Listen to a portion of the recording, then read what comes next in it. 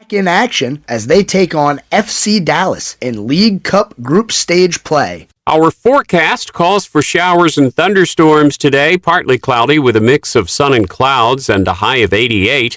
Partly cloudy, a chance of more showers and thunderstorms, the low 70 overnight. Sunny tomorrow, a chance for more rain, the high 92. Mike Jackson, WSIC News. If it touches your family, your schools, your city, or your safety, News Talk WSIC has it covered. Grub Ferry Road near the intersection at Hollywood Drive will be closed while... News Talk WSIC. Purple Heart Homes presents Putting the Pieces Back Together, a forum for veterans and the community to connect. Here are your hosts, veterans John Gallina and Brad Borders. Good afternoon and welcome to Putting the Pieces Back Together, presented by Purple Heart Homes. We are thrilled to have a special guest with us today.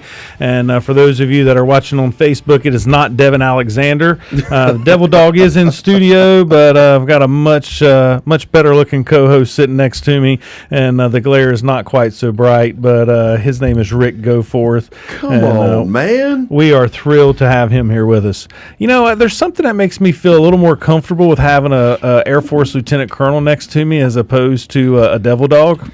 You probably just feel a little safer is all. I think those Army guys are always scared of us Marines. Don't you get danger pay for being too close to me? Well, that would be hazardous duty pay. And yeah, there is a such thing if there are too many Marines around me. Too many Marines. I think one is too many for you.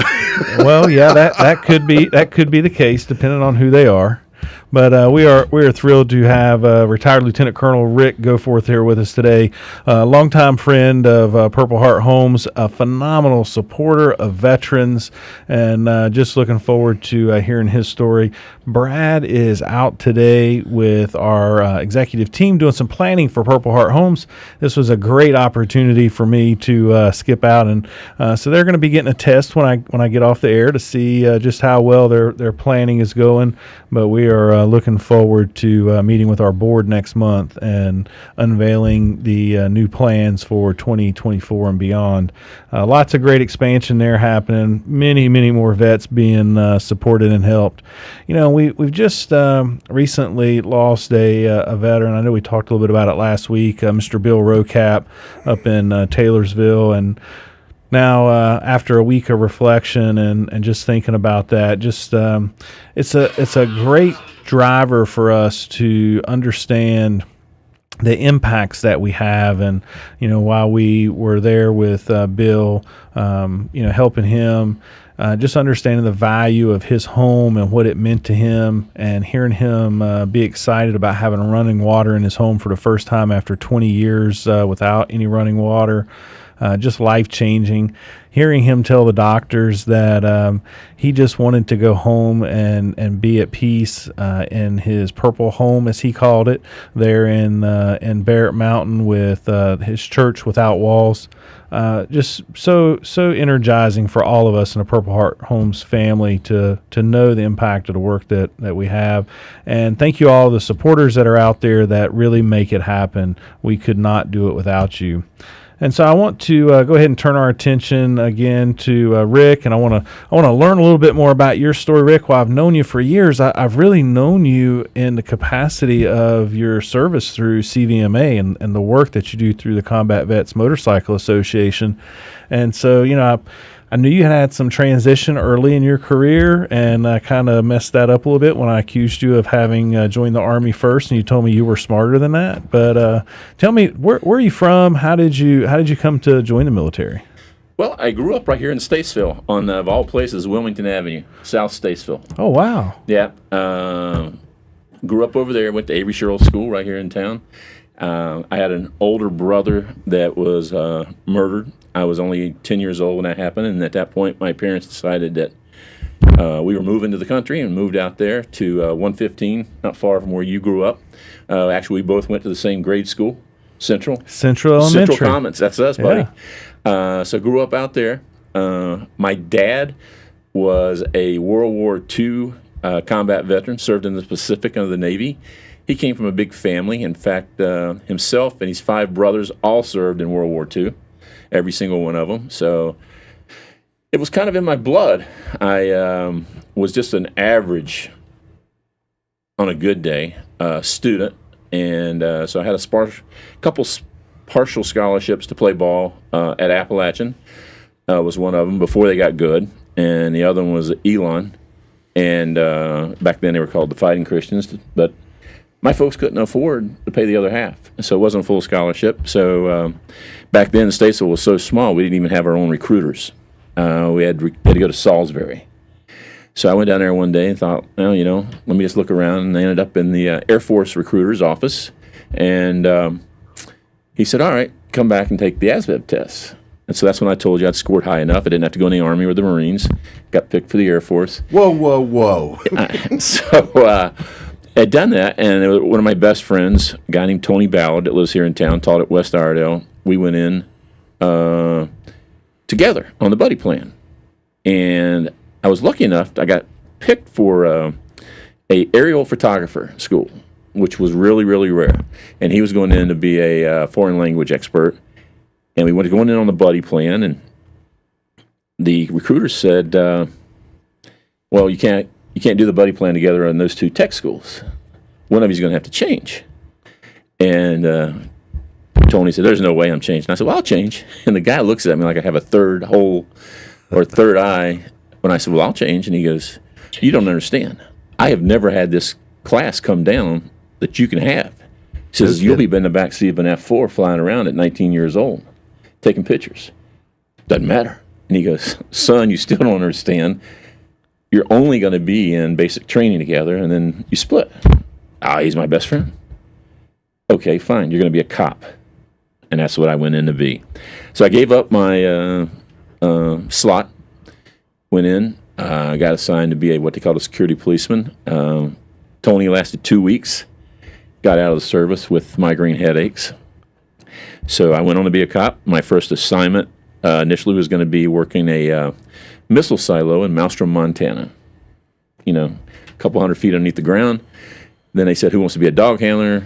I broke the golden rule of the military. I raised my hand, said I'll volunteer. Got picked for it. And was going to be, I thought, well, I don't go to Montana, so I put in for North Carolina, joined service to see the world. Got Seymour Johnson, walking around nuclear weapons again. So met a guy at a place called Camp Bullis that we all had to go through, where we had to play Army for a couple weeks. And wait a minute, Air Force played Army? Y'all look up to us like that? That's cool. That's right. At Camp Bullis, met a guy named Don Dobbins, and he goes, where are you going to get based at? And I said, Seymour Johnson. I said, where are you going to get based at? And he goes, Myrtle Beach. I said, you're kidding me. I love Myrtle Beach. And Don Dobbins was the coolest dude you ever met in your life. He goes, is that what you want? And he's only a two-striper because he went in for 6 years. And I said, yeah, but I'm going to Seymour Johnson. He goes, well, is that what you want? And I'm like, yeah, but I can't have it. I'm going to Seymour Johnson. And he goes, well, that's what you want. I love it.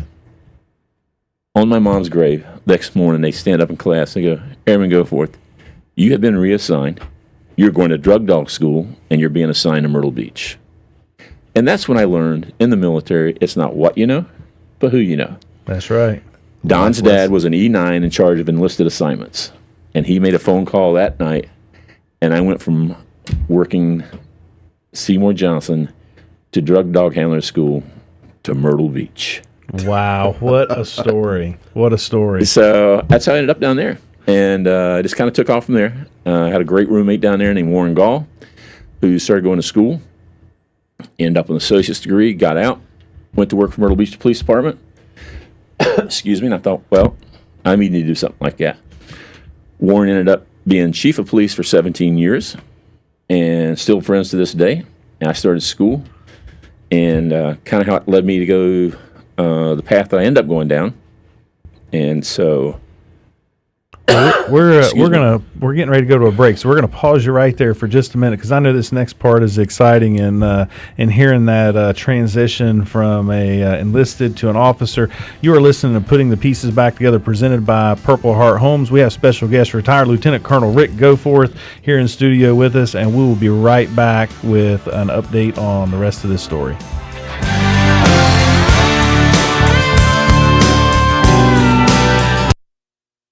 Wherever you go, take us with you. WSIC. News, talk, now. I'm Nick Rice with your WSIC forecast as we... Rick, this is really interesting, and I can't imagine what it would have been like to have been a young man enlisted at Myrtle Beach. And I mean, walking around Myrtle Beach in uniform with a canine. And what kind of work did you do? Well, first of all, how old were you in 1976? Well, 77. Were you I wasn't born even yet? born yet. Okay. So you got to realize, as an E1 back then, I made $311 a month. It wasn't that exciting to be in Myrtle Beach at that point. I suppose not. You couldn't really do anything with that. No, by the time they took out SGLI, the serviceman's insurance and stuff, I think I took home maybe $100 every 2 weeks. Wow. But the good thing, I guess I can say this, you could go to the enlisted club, and Schlitz beer was 45 cents a can. And I may have had a few back then, but that was the extent of how exciting it was at first. Now, with that being said, was there on post? There wasn't a base there. Yeah, there was a base. Yeah. It just closed down a few years ago. Okay. When I first got there, they had the A7.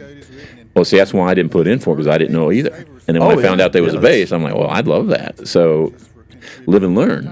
So. When I first got there, they had the A7, and they were just transitioning to the A10.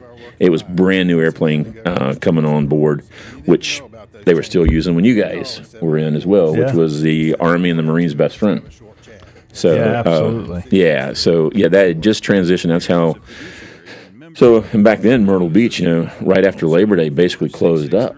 I mean, half the hotels shut down. It wasn't year-round like it is now or anything. Real quick, when are you going to circle track and road racing? We'll do that at the bottom of the hour.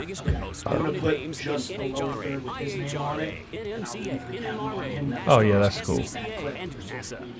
Right, it's best if you can clip back and forth while we're talking, because I clip those out, and if you can make that happen, that'd be wonderful. Two names and your name yet. We're trying to get that set up here, so it'll just have your name on the logo. Yeah, that's fine. I don't really think it matters either way. The name part don't matter. Yeah, that's too easy. To all y'all out there in Facebook land, I want to apologize. I was having some difficulties getting the stream up. My phone didn't want to cooperate. So if you're wondering why I was lost in the sauce for the first few minutes, what I was doing there. I thought that was because that's the Marine MO. Oh, yeah. I mean, I'm usually lost in the sauce, but a little more than that. 100.7 WSIC.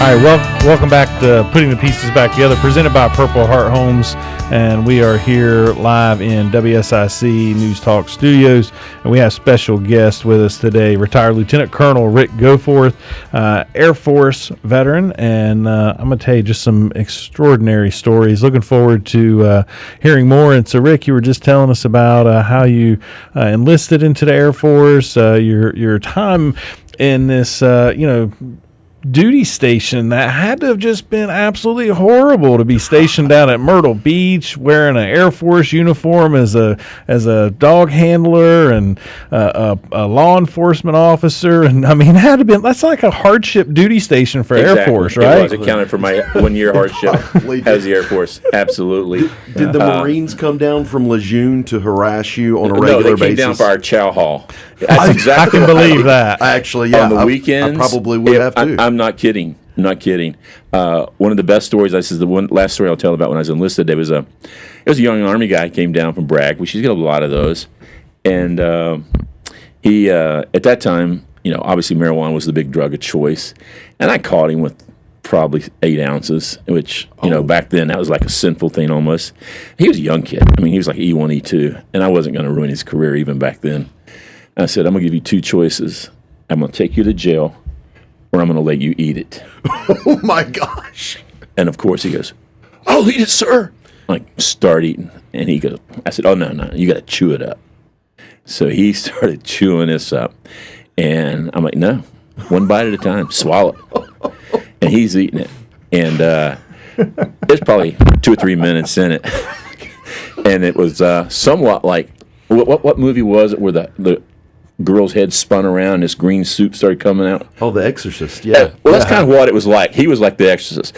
I will never do it. This green stuff coming out his mouth I've never seen come before. And I said, are you ever going to do it again? No, sir. Throwing up.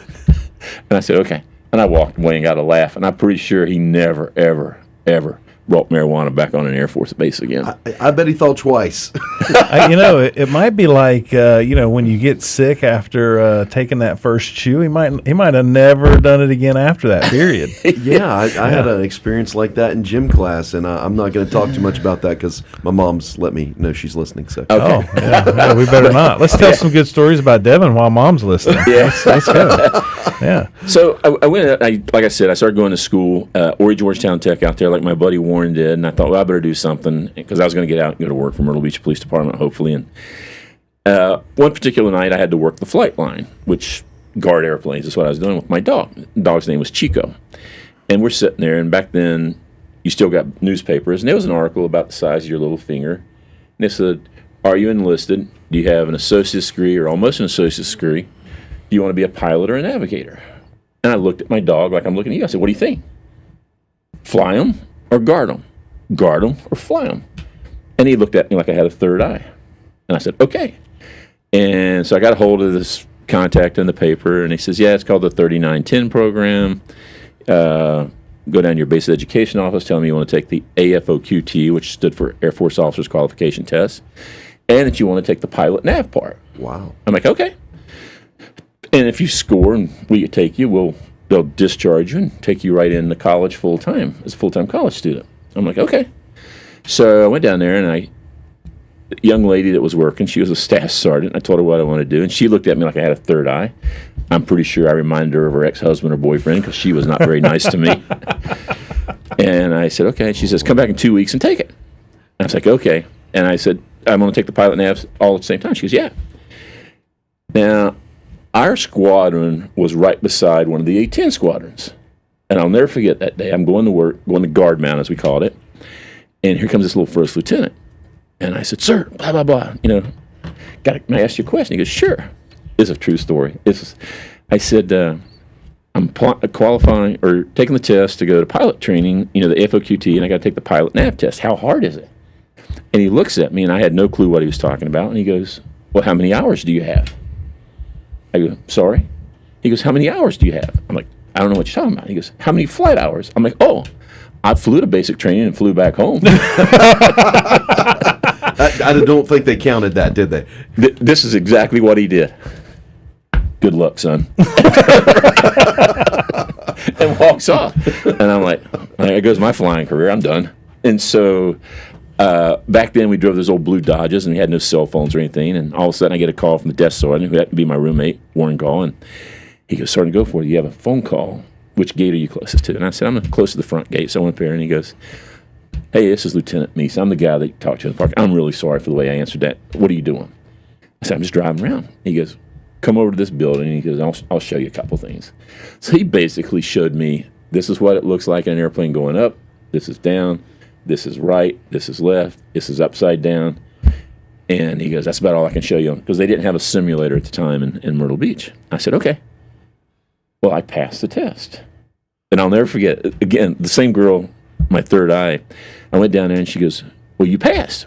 Yeah. I said, excellent. And she looked at me, and she goes, that doesn't mean you get to go to pilot training.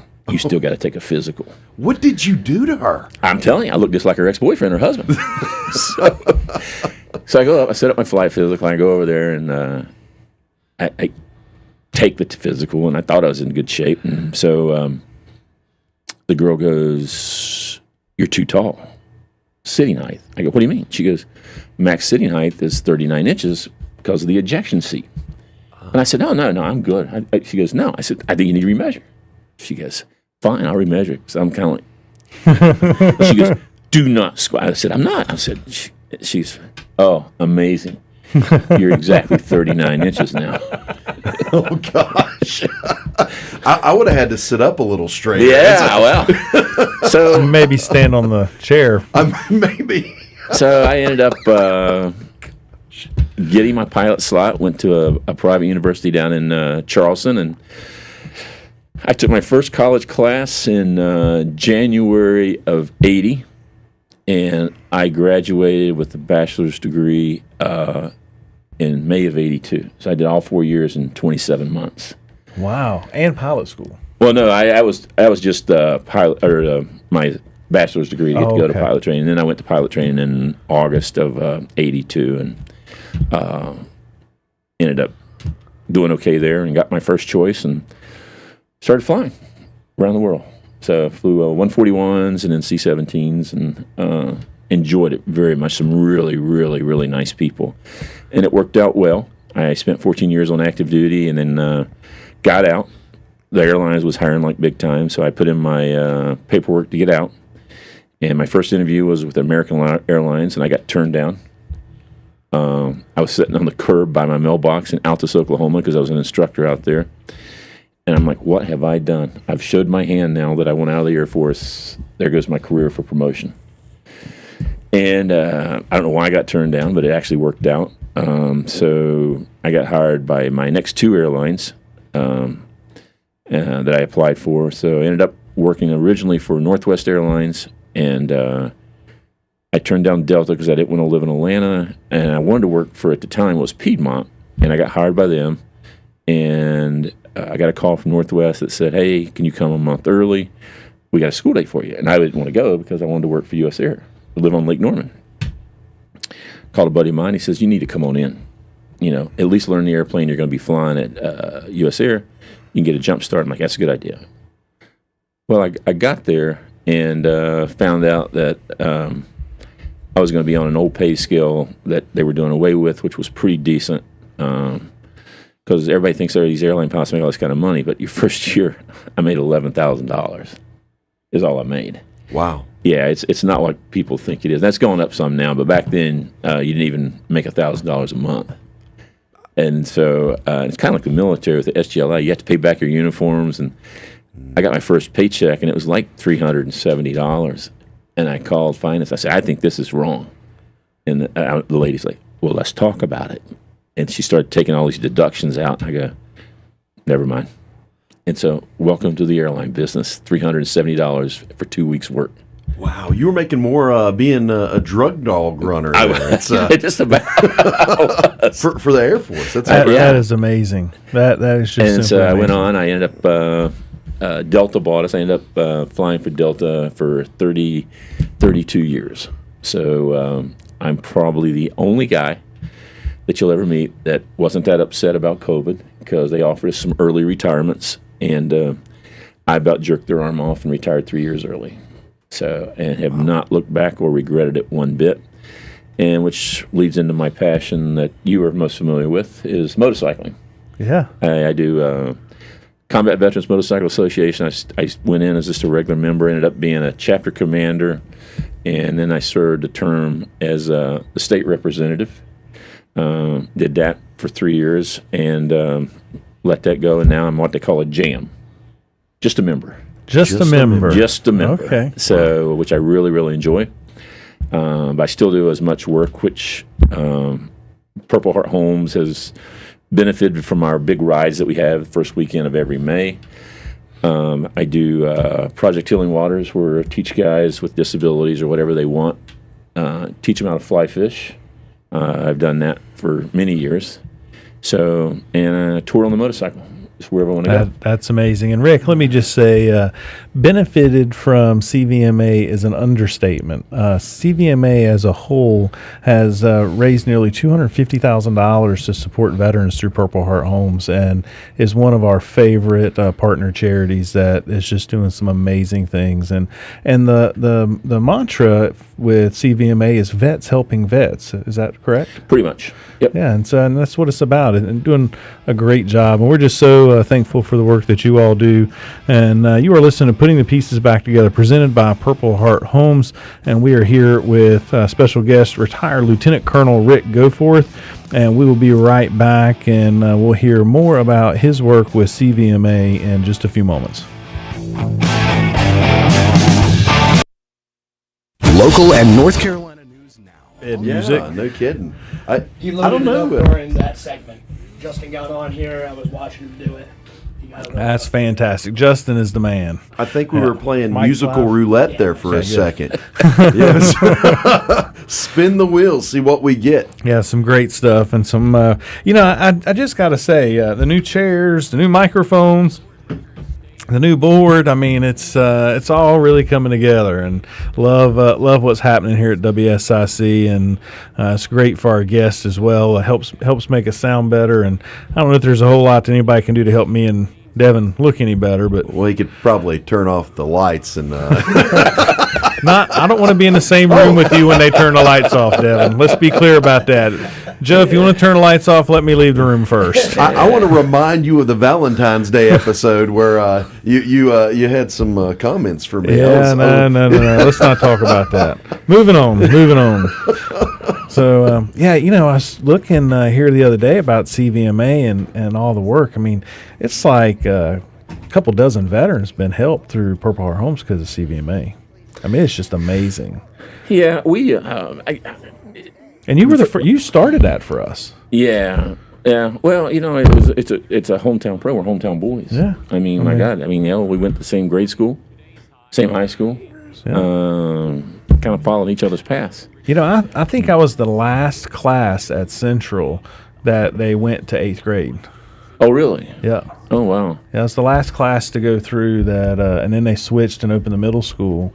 And so I finished my 8th grade year at North Middle. We were the first 8th grade class graduating North Middle. I tell you what, now that you brought that up, I got to tell you this. Every time I go by there, and that's my favorite way to go to the mountains. Yeah. I think if I'm going to ever write a book, I'm going to call it Life and Times of Highway 115. Oh, my gosh. Well, I remember when it was a rough paid road. Well, I don't know if you remember. I don't remember being a rough paid road. Back Davis Oil down there on the right, which is the BP station. I worked there, and I can remember working there. I mean, we washed the windows, we did the whole 9 yards and everything. But there's so many things that happened on that road. My grandparents lived off of it, my friends and everything. But getting back to Central School, every time I go by there, you got to realize my dad was born in 1922. Now, he only had a 6th grade education, and my mom graduated from school there, and she was born in 1929. And you go by there, so my parents went to that school, I went to that school, my nephews went to that school, and right now, their kids are going to go to that school. Yeah. But we spend all these millions overseas and everything, and that same old school is still there. Yeah. No kidding. Yeah. So over 100 years. Over 100 years. 100 years in service. That's a hell of a time. My dad bought the principal house and moved the principal house, and that's the house I grew up in. Oh, okay. I didn't know that. And my next door neighbor at the time, so when I was a kid, she was in her mid-90s. Like, I'm talking about like when I was like 7, 8 years old, she was in her mid-90s. She went to Central when it was a one-room schoolhouse, the old white schoolhouse in the back. That's insane. I mean, it's super, super rich history in that community. But every time I go by there, I go, why are we spending all this money overseas when parents got to come in and help paint the rooms and all this other stuff and stuff like that? Well, when I was in Iraq, that was one of the biggest challenges. Like, we'd go by the schools and we would take, we would have supplies mailed to us, right? Pencils, paper, right. All that kind of stuff mailed to us. And we would go by and to drop it off to schools, and the teachers would not keep any of it at the schools because the insurgents would come by and they would steal it and damage the schools. And because they don't respect education. They don't want you to learn, because through education is power and freedom, and they don't want you to have that. Absolutely. So, yeah. Jinx. That's right. Talking about Davis Oil, I'll never forget, washing windows and stuff, and you had your little plastic bottle of stuff, and I had a customer one time, he showed up into Far Island, and went out, washed the window, and he goes, I want $2 worth of regular, $2 worth of high test. And I'm like, oh, okay. And it was pouring rain. 10 seconds. But he wanted me to wash the windows and check the oil. And I did it, checked the air in his tires, and I came. Together during the fastest 2 hours in travel on RM World Travel. Welcome back to Putting the Pieces Back Together, presented by Purple Heart Homes. And just a quick shout out to Joe and to Justin. Thanks for getting the official Purple Heart Homes bed music back, and we're thrilled with that. And we've kind of changed format here a little bit. There's a lot of changes as we've transitioned from Tuesdays to Thursdays, from 8 o'clock in the morning to 3 o'clock in the afternoon. I was ready for a nap before I come in here, but I realized I had to go to work, and so here we are. And so as we're making these little changes, please bear with us. We'll get back into the rhythm here here real soon. Theme music every time we start. Yeah, up, right? It's definitely kept me on my toes. Yep, definitely kept me on my toes. But no, just really thrilled with Justin as the new station owner here, and things are going great, and couldn't be more proud to be on WSIC, and couldn't be more proud to be from Iredell County, as we've got our special guest with us today, Lieutenant Colonel retired Rick Goforth, and another great Iredell County resident, and born and raised in the north end of the county, and just gone all around the world doing great things and continuing to do great things right here at home, as he chose Iredell County when he retired. Could have retired, imagine, anywhere in the world. I could have. I retired from, like I said, I spent 14 years on active duty, and I spent another 8 in the reserves. And I was living in Minnesota at the time, and since I didn't want to commute to 2 different places, I was having to commute to Charleston to do my reserve duty, and I didn't want to live here and commute to reserve duty and commute to my job. But that's the one good thing about being an airline pilot. You can live anywhere. And so once I retired from the airlines, I decided to move. From the Air Force, I decided to move back to Iredell County and make it a full-time, because, as we were talking about, my first love is motorcycling. And when you can be on the Blue Ridge Parkway in an hour and a half, or if you really want to go to the beach, you can be there in 3.5 hours. But getting back to touching on something that you were talking about, the CVMA, which stands for Combat Veterans Motorcycle Association. We started a ride back in 2008. The first year, I was hoping to make $3,000, and we made $10,000, which we gave it all to you guys. And it's just the most we've ever made was close to $40,000, a bunch of motorcyclists in one day to give away. So, but it's not the CVMA that makes the money. It's the community. It's the guys who will come up there. When I say guys, it's all sexes. That will come up there even when it's raining, pay their fee to ride in it. All the companies that donate to our big auction, we can auction off of them. Lowe's Corporation has been very, very generous to us the last couple of years with some really great gifts to auction off. And then we take that money and in turn donate it back out to local veterans, and which has really, really helped us a lot. And so we're hoping this next year, like I said, it's always the first week in May, and we start up at we've partnered with Crossroads Harley Davidson up in Wilkesboro for the last 13 years, and Mike Lipford and Micah Dunleavy, they've just been phenomenal people to partner up with. And over the years, we've had a kind of a hard time finding an endpoint, because some people just have a bad taste about motorcyclists, but we've never, ever, ever, ever had a problem. And we're hoping that we have found a new home to end it. We'll know pretty soon out here at Southern Distillery, which you guys are teamed up with. Love them. Yeah, they're awesome people. So we're hoping to team up with Southern Distillery under their new facility, and that will be our permanent ride destination. If you have not been to Southern Distilling and seen the new barn and the facility and the growth that's happening there, it is unbelievable. I'm going to tell you, it is a tourist attraction. It is. If you want to learn about the history of North Carolina and bourbon making, it started right here in North Carolina. The stills, the moonshine, I mean, the history that's all there, it's phenomenal. Great place to go check out. And Statesville was particularly prominent during that time period because we have great water running right underneath our city. I don't know if folks know that, but there's a lot of water resources, natural springs, the Catawba River. But there's only one spring in Cool Spring. Is that right? Yeah, there's only one, no S. No, just Cool. Oh, gosh. Oh, my. Depends on which side of the county you come from. On one side it says Springs, on the other side it says Spring, and I'm sure we'll be getting a lot of comments about that here soon. But let me throw one more thing out for Southern Distillery. If you've never had an old fashioned, which was born and bred up in Wisconsin, that is the place of all around here. I think they have the absolute best old fashioned. Their own special mix and recipe. It's to die for. It's really good. So anyway, I just want to throw that out there. Yeah, really cool. Well, before we end this segment, I just want to take a quick moment as we've been talking about CVMA and raising money for vets. I want to turn to Devil Dog Devin real quick and hear about our project of the week and learn a little bit about some of the things that are going on. We're gonna put him on the spot for a moment. Oh, well, put me on the spot. Is that something we do on the show here? I'm trying to see if I can make you turn red. You probably have you eaten could. enough crayons today? If you haven't seen Devin's TikTok videos, you ought to check out either the Purple Heart Homes YouTube page or check out the TikTok page. Just do a search for Devil Dog Devin, and he's got some amazing videos where I think he even has some red teeth. There is a possibility. But let's talk about another devil dog instead. Let's talk about Mr. Alvarez out there in Georgia.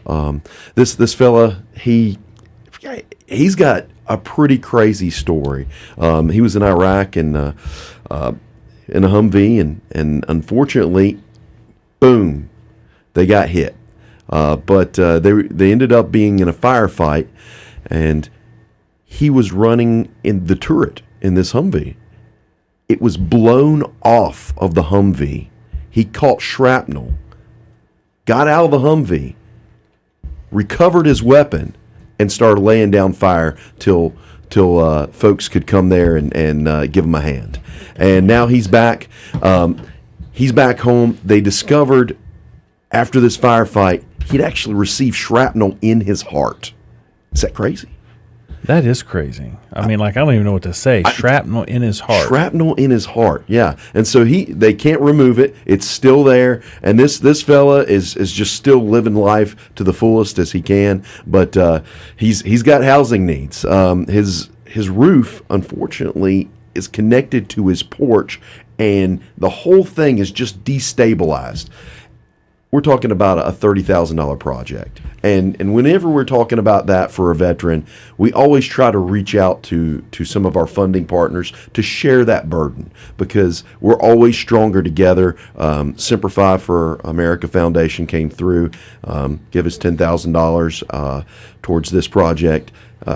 Purple Heart Homes, the proper, we came up with 15, and then our local chapter down there in Atlanta, they contributed the rest. And we just want to thank everybody that's involved with that. We're still working towards this. It's going to take a little while, but thank you for helping this combat vet, and thank you. I think about a Purple Heart, and a lot of times you think about shrapnel and you think where it can, all the different places in your body can hit, but to actually be hit in the heart and receive a Purple Heart, I mean, that's just crazy. It's almost poetic, yeah. I think a lot of our listeners probably think about shrapnel, they think large pieces, but really it's sometimes it's fine little shards. I know years after our injury, Dale would still be picking little pieces of shrapnel out of his neck or out of his legs, and this, you can't just get it all out, right? So I imagine it's kind of the same with this piece of small shrapnel still in this veteran's heart, and things you got to live with that are maybe unseen or unknown by a lot of our listeners. And so the support of the community, the opportunity to be able to have some conversations with the veterans to understand some of what they deal with, so it's a real opportunity to show somebody that you care and get involved and support. And I just want to again say thanks for all those folks that are out there that are supporting, that make it happen, no matter where the project's at. Every supporter makes a difference in somebody's life. And so thank you all. Absolutely, yes. Thank you all to all y'all folks who have donated. So you are listening to Putting the Pieces Back Together, presented by Purple Heart Homes, and we will be right back here in just a few moments, where we will continue speaking with retired Lieutenant Colonel Rick Goforth CVMA veteran, Combat Motorcycle Association veteran, affectionately referred to as Drifter, doing some great things in supporting vets all across the state of North Carolina and all around the country. We'll be right back. Stay connected with That was a good cut. What were you trying to show me? It's a couple of guys here, Brian Kelly Fink, and Todd Speaks, and Mics are still live. Adam Blackburn yeah. commenting on the post, and just thanks for what you do, Todd, and Rick's an awesome guy, and just some people that Adam's been nice 'cause I'm taking him to Sturgis next week. Taking Adam to Sturgis. And his wife, yeah. All right. Yeah. Man, how about that? Well, after she downloaded the baby, 2 weeks after she downloaded the last baby, she had diagnosed with a brain tumor. Wow. And it's all good now, and they were good. So, praise God. That's good. Yeah, absolutely. So I'm going to take them out there with me.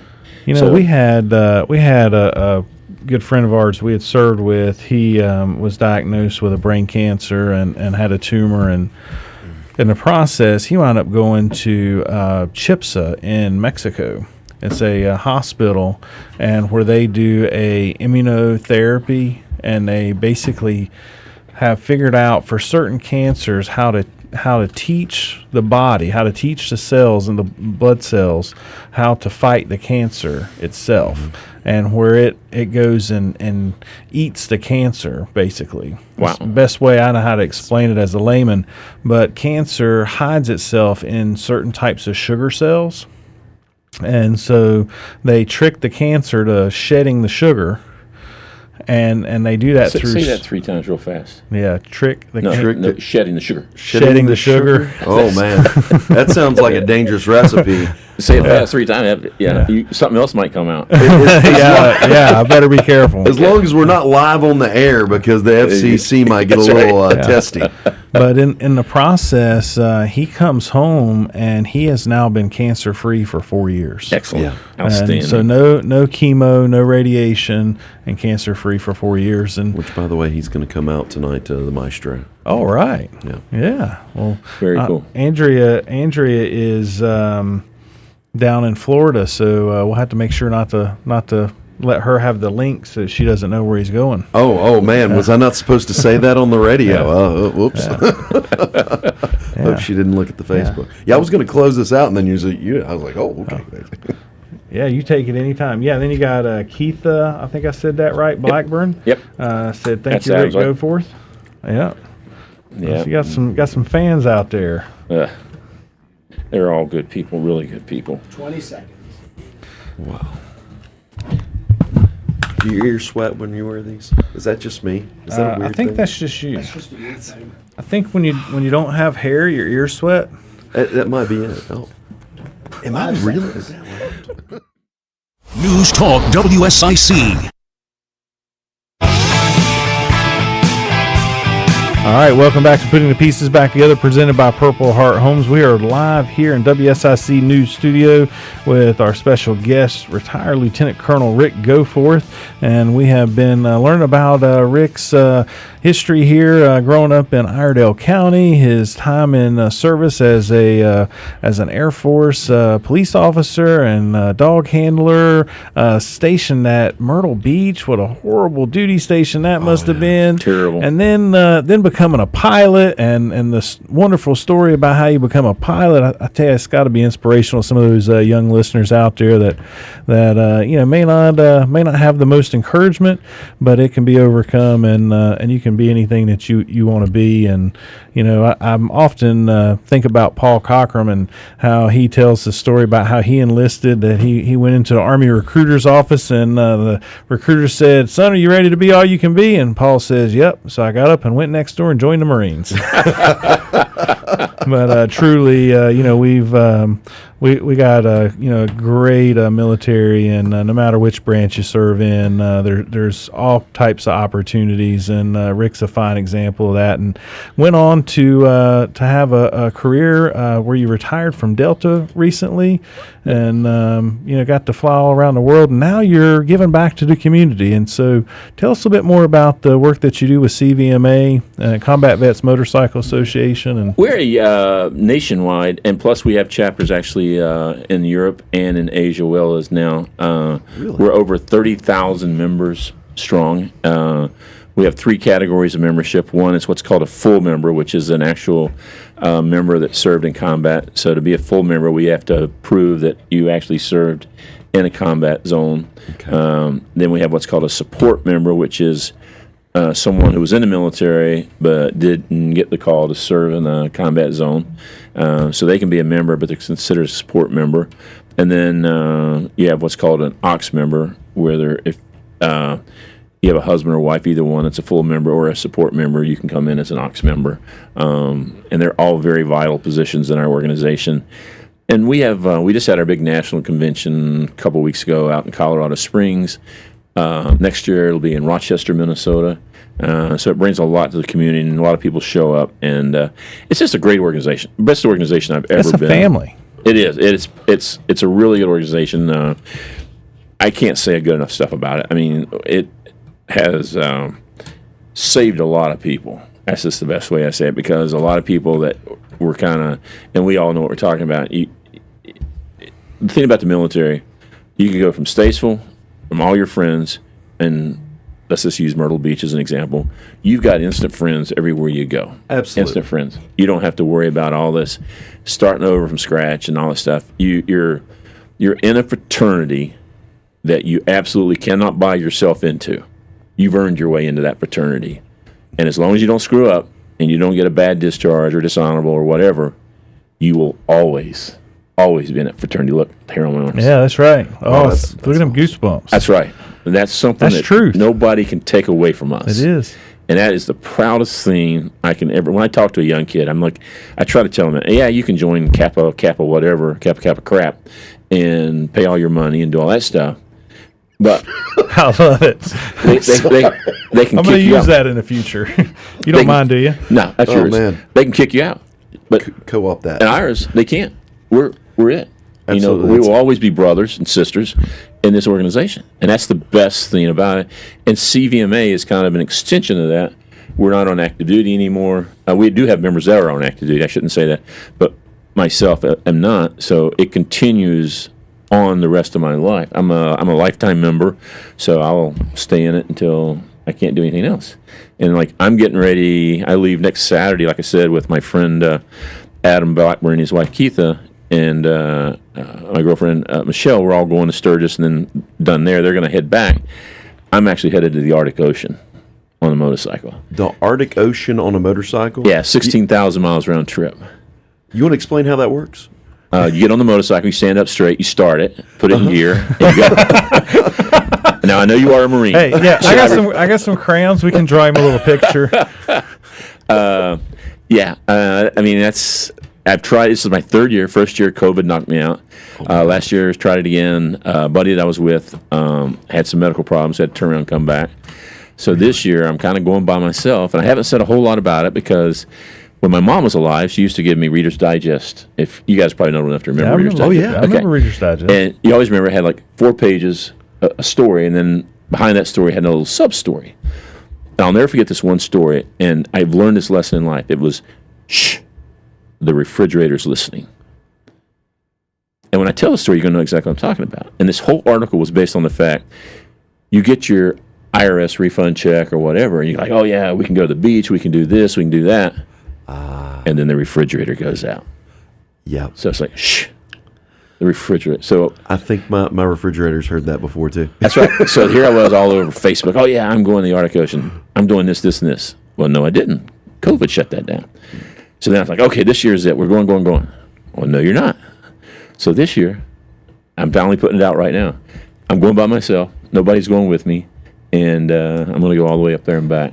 Now, do you just kind of thinking through? I mean, this is a monumental trip. I mean, it is. It's a somebody bucket list. that's flown around the world countless times, and flown from carrying passengers to combat missions. I think even some state dignitaries you've flown around. So, I actually have. I was lucky enough to work with President Reagan. and so I mean, riding a motorcycle to the Arctic Circle. Are you going to like post updates online where people can I actually have follow my own along? website, hddrifter.com, And I'm not trying to. I'm just saying I will do a bunch of videos and post stuff as we go, and then when I get back, I'll take it and I'll edit it, and then I'll be putting out 2 videos a week of the whole thing, of the whole trip, documenting it and stuff like that. That sounds incredible. HDDrifter.com. Yeah, I will definitely be following along. Yeah. That sounds so. fantastic. That'll be the whole thing will be on there. So it should be fun. But I don't know. It's just one of those things. So like next year, I'm going to Normandy. I've never been. I've flown over it 100 times in and out of Europe, but I've never been. So I'm flying to Brussels, renting a motorcycle, and going down to Normandy for 3 days. And I'm absolutely positive this means more to you than it will to me, is, every day at 5, they have the lowering of the flag. Yeah. And even watching it on YouTube, again, it just, if you're a patriot and it doesn't make your hair stand up on your arm, then you need to be checked in. We had a flag flown over the Capitol here about 2 years ago, and last year on D-Day, I had a veteran, he's a Vietnam veteran friend, who took that flag that flew over the Capitol and dipped it in the water at Omaha Beach, which is where my unit had landed during World War II, and in the process, I made a little video and signed it, and then brought it back to us, and we have it hung up in our conference room. And I'm gonna tell you, every time I walk in there, it just brings pride in my heart and goosebumps to my arms to think of that's why we do what we do. Well, I got to tell this quick story because I know we're coming to an end. Everybody who's going up Highway 81 knows where Bedford, Virginia is, and it has the sign, the D-Day Memorial. Absolutely. I've been by it back and forth. Do you know why it's in Bedford, Virginia? No. I'm going to tell you why.